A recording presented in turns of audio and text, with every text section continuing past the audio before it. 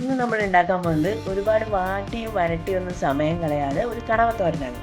അതിനായി 1/2 കിലോ കണവ വൃത്തിയാക്കി വെച്ചത്, ഒരു 15 ഉള്ളി ചെറുതാക്കി അരിഞ്ഞത്, 2 മീഡിയം സൈസ് സവാള അരിഞ്ഞത്, 2 പച്ചമുളക്, ഒരു തക്കാളി അരിഞ്ഞത്, ഇഞ്ചിയും വെളുത്തുള്ളി ചതച്ചത്, കുറച്ച് കറിവേപ്പില, പിന്നെ മസാലപ്പൊടികൾ. ഇതെങ്ങനെ ഉണ്ടാക്കുന്നതൊക്കെ എടുക്കുക. അതിനകത്തേക്ക് അരിഞ്ഞു വെച്ച സവാള, ഉള്ളി, പച്ചമുളക്, ചതച്ച് വെച്ചിരിക്കുന്ന ഇഞ്ചിയും വെളുത്തുള്ളിയും പേസ്റ്റ്, തക്കാളി, കുറച്ച് കറിവേപ്പില. ഇനി ഇതിലേക്ക് മസാലപ്പൊടികൾ ചേർക്കാം. 1/2 ടീസ്പൂൺ മഞ്ഞൾപ്പൊടി, 1/2 ടീസ്പൂൺ ഗരം മസാല,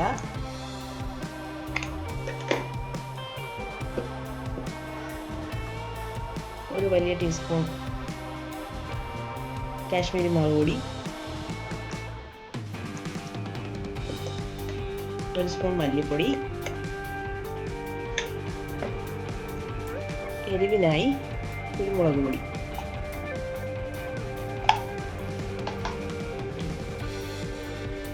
ആവശ്യത്തിന് ഉപ്പ്.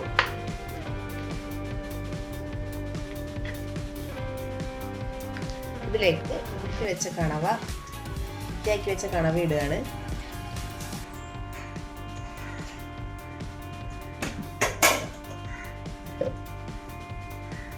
കൂടെ കുറച്ച് വെളിച്ചെണ്ണ ഒഴിച്ച് കൈ കൊണ്ട് നന്നായിട്ട് മിക്സ് ചെയ്യാം.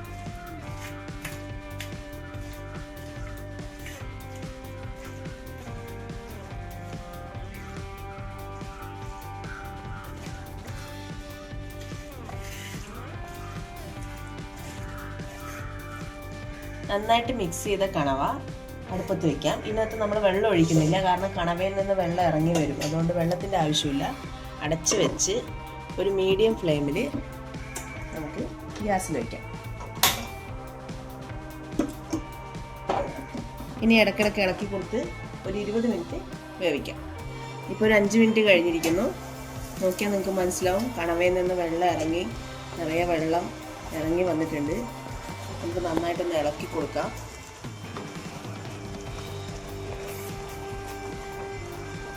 ഇനി തീ സിമ്മിലേക്ക് മാറ്റിയിട്ട് ഒരു 15 മിനിറ്റും കൂടെ നമുക്ക് അടുപ്പത്ത് വയ്ക്കാം.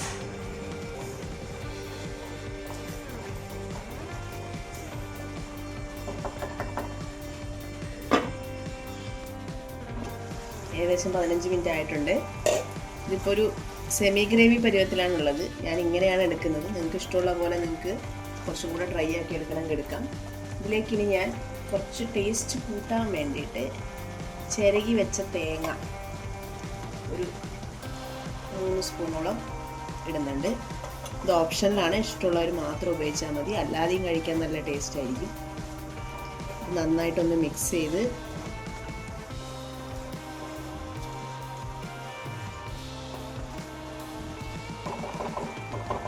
ഈ ഒരു പരുവത്തിലാകുമ്പോൾ മേലെ കുറച്ച് കറിവേപ്പിലയും 1 സ്പൂൺ എണ്ണയും ഇട്ട്